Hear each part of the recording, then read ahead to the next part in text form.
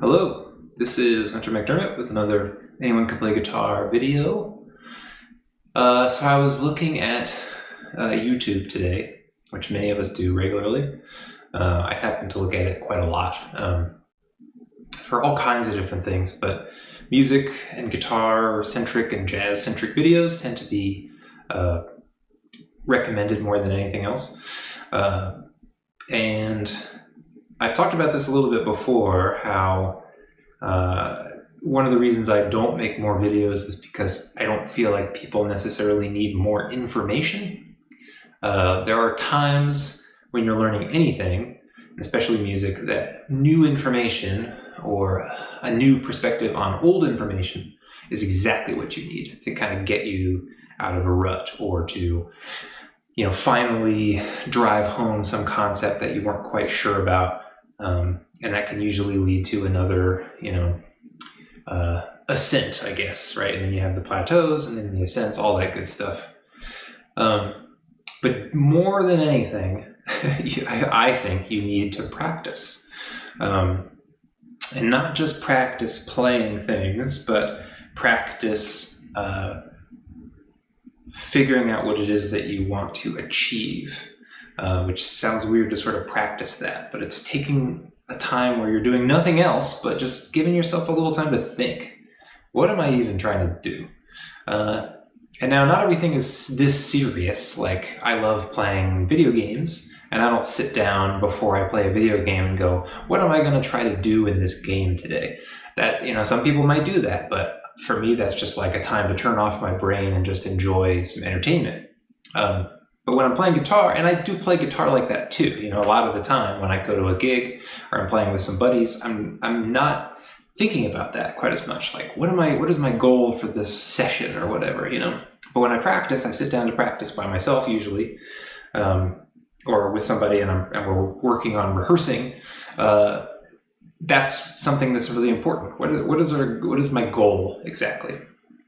And it's so easy, I think, to just kind of go down the rabbit hole of YouTube and the internet in general. There's just so much information, and a vast majority of it is really good, but it's just sort of not what you need. There's this, I tend to think of this as drinking from the fire hose. I found this article by a former student at MIT who says, they say studying at MIT is like drinking from a fire hose. Really, it feels like being in a gigantic fair where you want to visit each stall and experience every ride, but you don't have time for everything. And I think that's really astute. It's a really good observation, because that really is the problem. The problem is not your desire to... The problem is, I guess, your desire to experience everything and to learn everything, and usually that ends up being you learn nothing, right? Or you're a master of none. You learn a little bit of everything if you're lucky, but you're not really going anywhere specific. And if you're just doing this as a hobby and you're having a great time and you get a lot out of just sitting in front of the computer and kind of noodling, then more power to you. But if at any point in your playing you have ever gone like, man, I wish I were better at blank, or, I'd love to play shows or play with friends, but I don't feel confident enough to do that for one reason or another, then you need to start to take time to think about what your goals are and how you might achieve them. So later on in the article, she says, all this went on. She was basically at MIT, she was doing everything she could possibly do with her time, joining all the clubs, taking all the classes, seminars, everything. She says, all this went on for a couple of months and ended with my first encounter with a career fair. At the fair, I looked at myself from the perspective of the employers and wondered what I bring to the table. What new knowledge had I gained, and what skills had I developed at MIT that I could use to make positive and great impacts? Was I working towards developing myself into someone who was an authority in a field of knowledge? And that was like her doing that thinking, where she's going, okay, I've been trying all this stuff. I've been and that's good. It was a good period of time to just kind of see what was there and figure out what things I like and dislike. But at a certain point, you can't do that anymore if you want to improve at any given thing. Again, if you find yourself saying, "Man, I wish I were better at whatever," then it's time to start taking it a little bit more seriously. It could still be fun, right? But if you want to reach these goals, you have to first define what they are and set them for yourself. So I kind of just wanted to show you all how I do this when it comes to learning stuff from YouTube. And I'm not perfect at it. I certainly go down plenty of rabbit holes. But what I try to do is I do watch and sort of observe, I guess, a lot of stuff. I'm not even paying full attention a lot of the time. It's just kind of like, oh, this sounds like an interesting topic. Let's see what this person's saying. And sometimes you can pick up stuff that way. But a lot of times it's just kind of being exposed to something new. Like, oh, here's another topic that I'd like to get to someday. But I know that it's a little bit more advanced than I need, or a little bit too specific to a certain style, or whatever it happens to be. But I'm glad that I know that it's out there, so that when I'm ready for it, I can appreciate it at that point. But I try to, when I'm watching something that I think will be relevant after, introduction or whatever it happens to be, if the concept seems like it's something that will really benefit me right now on something that I've already established is what I want to improve, then I try to pay extra close attention, right? I'm not doing anything else. Maybe I've got the guitar in my hand to follow along. Maybe I've got a pen and paper if I need to take some notes, but other than that, I'm studying, right? I'm in sort of studying absorption mode. And this can take very different, you can go as deep or as shallow as you want. I buy a lot of guitar books. I think a lot of people do, or they take courses online or purchase courses, or certainly watch lots of videos. And I think all that stuff is valuable because you might get one tiny thing from a book, right? You spend $40 or whatever on this thick book, and you get through a tiny chunk of it, and even from that tiny chunk, there's only one little nugget that you found useful to you. And that's why I think books are really nice, because you can have them forever, right? You buy it, and you get out of it what you get out of it now, and then you return to it in a month or a year or 5 years, and you go, oh, cool, like I finally, I'm at a point in my playing now where I can get more out of this resource, and I'm glad that I've got it. But anyway, so I was watching a video that came out today. This is May 5th, 2022, from Jens Larsen, who does tons and tons and tons of really great jazz guitar stuff. If you're watching me, you've probably heard of him. And I also was recently watching a video about something called The Elevator by a guy named Thomas Eccles. He's another guy doing a lot of really great Barry Harris related stuff. He's also just an incredible classical player. It just seems like a nice dude. He's really good at explaining things, and does it with patience and good humor, from what I can tell. So I thought these are two things that I was thinking about. So the Thomas Eccles stuff was talking about Barry Harris chords and borrowing notes from the sixth diminished scale.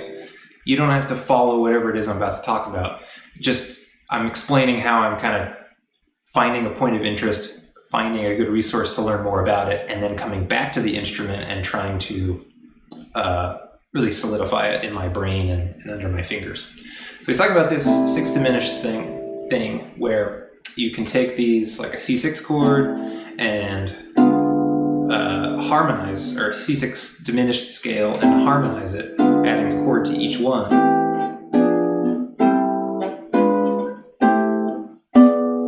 And then you get all these really lovely chords, and basically it's like a 2-5, so that's like C to G7, effectively, G7 flat 9.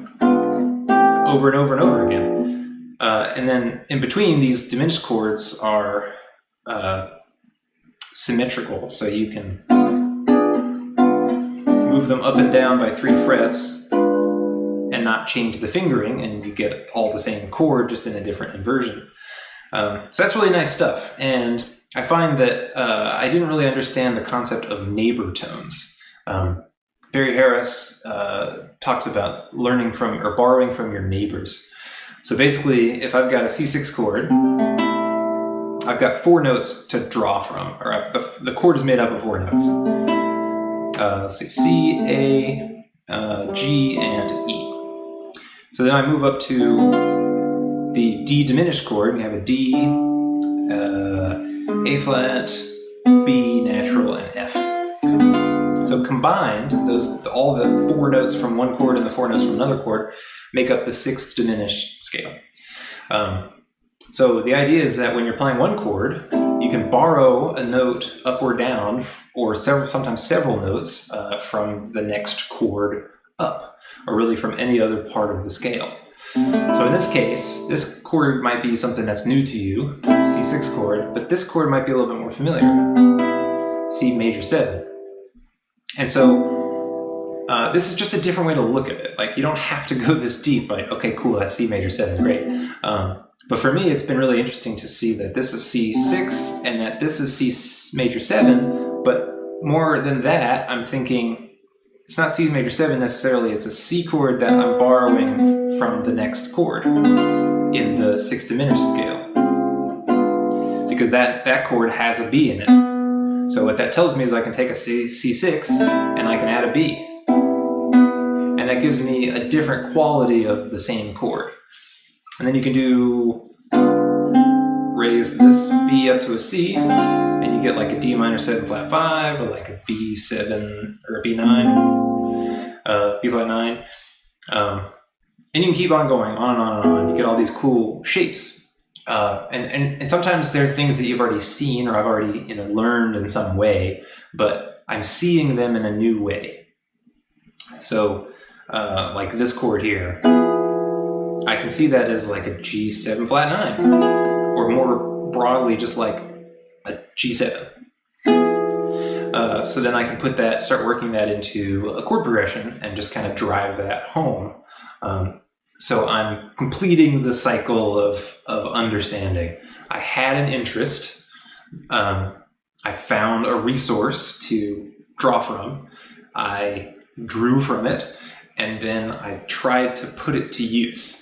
Because Thomas, in his video, doesn't go over every single possible permutation of borrowing notes, but he explains the concept well enough and kind of leaves you to do the work on your own. And that's a thing I've talked about too, sort of the nature of work. Like, you can sit there and try to drink from the fire hose all you want, and there can be some certain, you can pick up some things from that. If you drink from my fire hose, some of it's bound to get into your, right? You're bound to drink some, but there's going to be vast more that's just going to bounce off.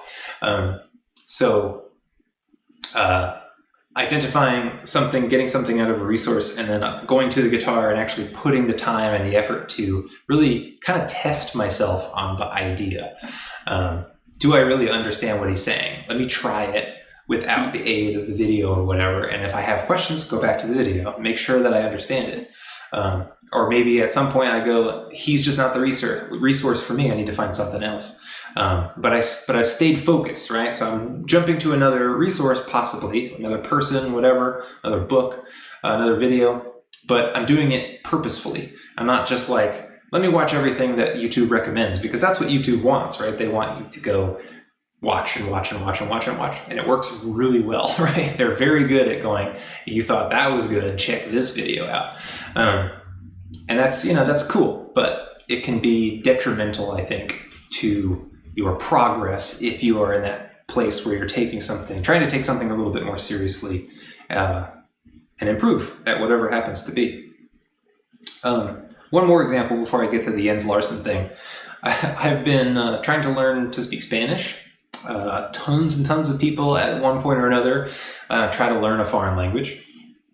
And these days, one of the first things people try is an app called Duolingo. And now I'm not going to throw shade at Duolingo because it's a free service. They have a paid tier now, but it started out as a completely free service. Free education materials and tracking and linking you with other people who might be learning. It does a lot of things. They're a great thing. I'm not saying they're not, but for me personally, and I think for a lot of other people that I've spoken to about it, at a certain point, it becomes about checking in and like getting the experience points, right? The sort of gamification of the thing, which sort of lured you in and got you excited about learning, ends up becoming a detriment, because now you're like, oh shoot, it's like, 11:30 at night, and I want to keep my streak alive. I don't want to miss a day of studying, because it makes me feel good to be able to say, I studied every day.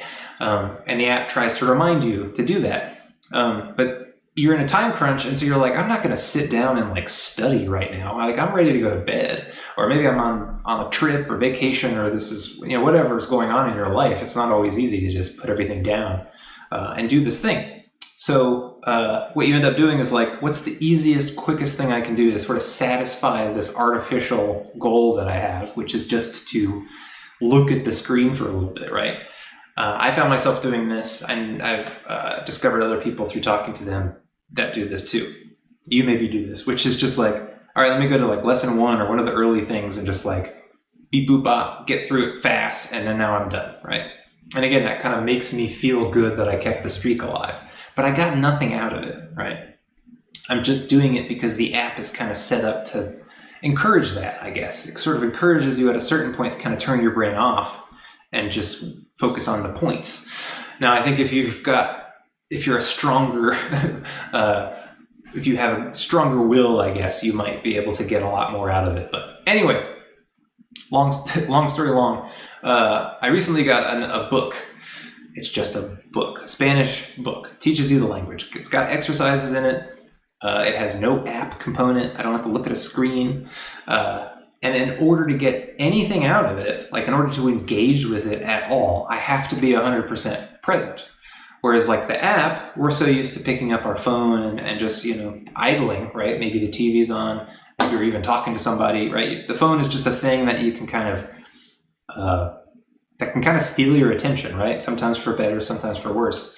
But if you're looking at a book, it's really hard to get anything out of that book, or even, read the words if you're not focused on it. So I like that. And I'm getting way more out of working through this book, I feel, than I did with the Duolingo thing, for that very reason, because it's forcing me to focus.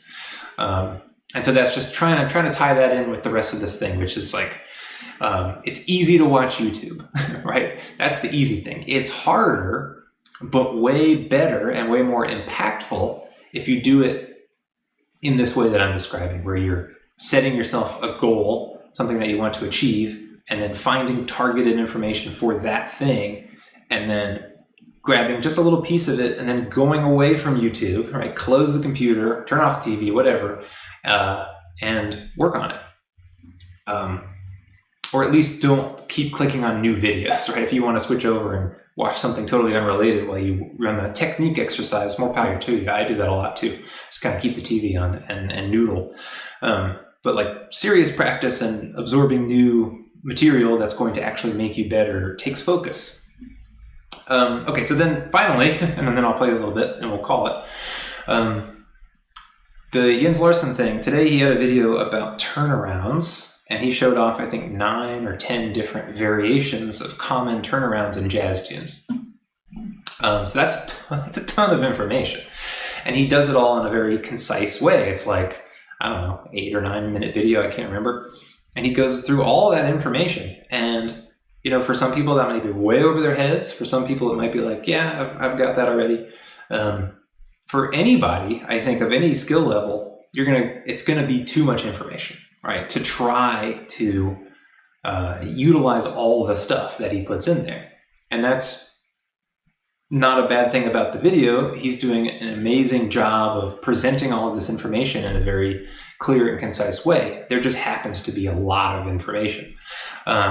And so the likelihood of you sitting down and kind of just playing through the examples once or twice that he shows off, and then like, cool, now I've got all 10 turnaround types. That's not where it ends. You have to stop watching stuff. Stop trying to absorb new information all the time, and really like work on the thing that you're work on something, pick something and really work on it deeply.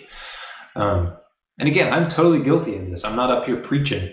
I do this all the time. I go down a rabbit hole, or I waste some practice time doing something that's really not related to what I want to do, and all that stuff. Getting distracted is so easy, and I totally get it. I do it all the time.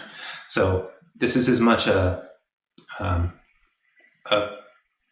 plea to myself to do better as it is for you. But so in practicality, I didn't really learn a turnaround from the video. Again, not because the video is not good, but because I didn't focus on it. I didn't really work on that part of thing. But one thing I did pick up was a little move, I guess. One of the examples he showed, something like he's doing a 2-5 in C. So he does like a D minor 7. And then he jumps up and he does a D minor 9. And then he drops that down to a D minor 7 again. And then he throws that C in there, which is a chord tone. It's played by itself.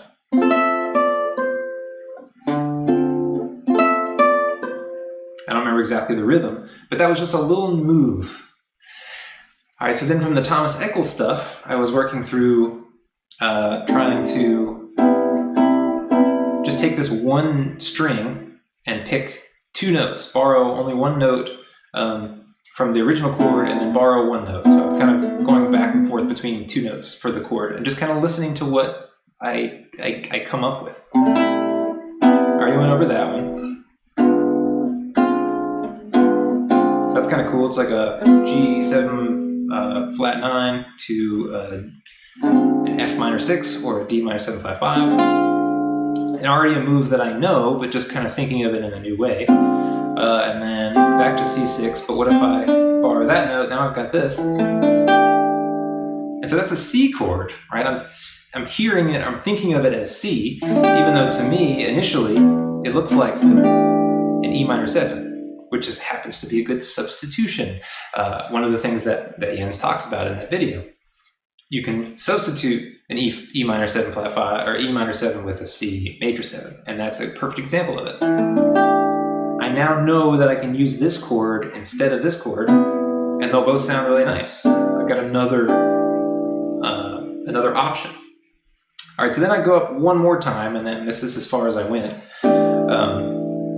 to the next chord, and if I borrow the next note up, it happens to be this one, and I end up with this, which is a chord I've seen before, but never really kind of knew how to see it. What is this exactly? How can I, throw this into my playing and really understand why I'm playing this chord? How it's functioning or whatever, what you might even call it. And now I know, right? So we had a C6, and then we had G7 flat 9. Well, modifying that will still work as a G7 flat 9, or rather just more broadly just a G7 dominant chord. And then I can look, well, okay, it's a whole step down from the root of the chord. So if I want to play like a D version of this, then it's just down here. So anyway, it's a really cool kind of dissonant chord. All right, so then finally it's putting all this stuff together, going like, okay, I play 2/5s all the time in tunes. How can I utilize this information? So I took the move from Jens. Again, I can't remember the rhythm.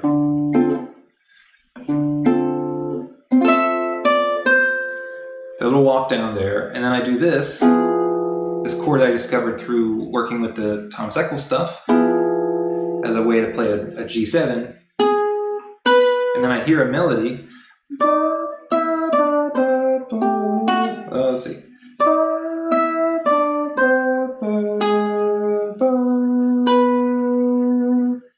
Which is also here.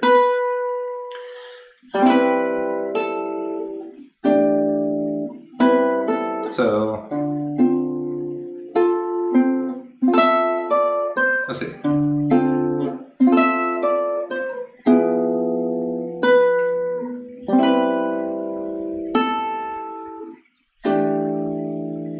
Something like that. Works really, really nice.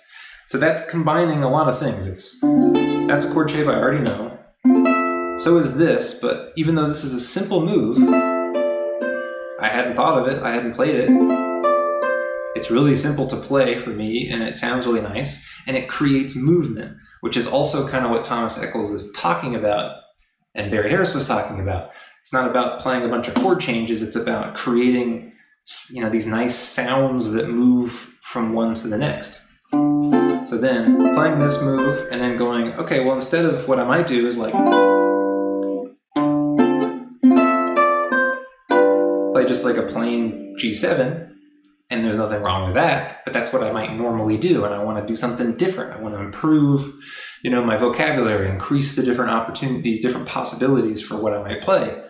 So then we have a chord I would never have thought of had I not gone through and taken some time to work on that little exercise that I learned from the Thomas Eccles stuff. And then just hearing, now I'm just using my ear and I'm hearing, that note is just,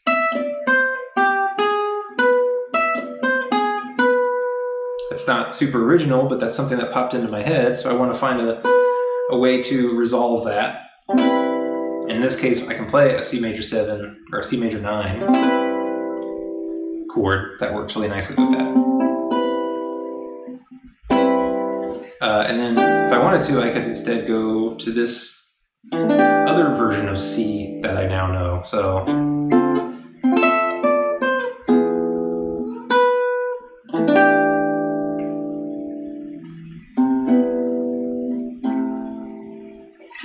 anyway, that was just a really nice session, for lack of a better word. I had it in mind what I wanted to learn, which is that today I'm working on 2/5s, working on this sort of Barry Harris stuff, trying to improve my my chord playing, my comping, all that kind of stuff, just like learning the fretboard better in that way. So when I go to comp something, I'm not always grabbing the same chords.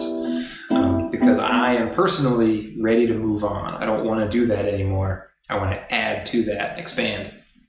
So then going to YouTube to find some ideas, and then pulling from those resources, and then going away from those resources to really let the material sink in through working on it, through working through parts of it. And then also on top of that, best of all maybe, is like making my own discoveries. Right? I didn't just learn the Jens Larsen example, because I don't even remember the rest of it. But that was the one part that I picked up from it, and I was able to merge that with something that I got from the other video, and then merge all that with something that I already know, some things that I already know, and then using my ear just as a person who enjoys music. It's just like a wonderful, you know, bringing together of all this kind of stuff. And I feel like it's very valuable because that's something I can take to a gig that I have tomorrow. And between now and then I can work on learning it in different keys, or learn that same move in different places with different chord forms, or whatever. Try substituting one shape for another. It's just so many possibilities. So do that. I would ask you, if you're very serious, if you're trying to start not very seriously, if you're trying to take the instrument seriously in that you're trying to regularly and constantly improve. Again, if you're just noodling around and having a good time, more power to you. But if you're trying to, if there are things that you find that you wish you could do that you're not doing, then start to take those things into account and a little bit more seriously and target that kind of material. But don't just click on video after video after video. Find something that gives you a little inkling of an idea. It doesn't even have to be a full thing, just like one thing. That's it. That's all I got from that whole video. I'm going to go back to that video later and learn some more stuff when I'm ready. But right now, that's serving me great. I got that out of it. So do that. And then that's how you improve, really. That's how you're going to get something out of this fire hose, so to speak. So just think about that. Maybe at the end of this video, close your computer and just take 60 seconds to think about what I've said, and think about some things that you might be interested in learning, and only go back to learn new stuff when you know what it is you want to learn and you're kind of mentally ready to take that information in and then actually do something with it. All right, that's all I gotta say. That was a lot more than I expected, as usual. Anyway, thank you for watching. Good luck out there, and I'll see you next time.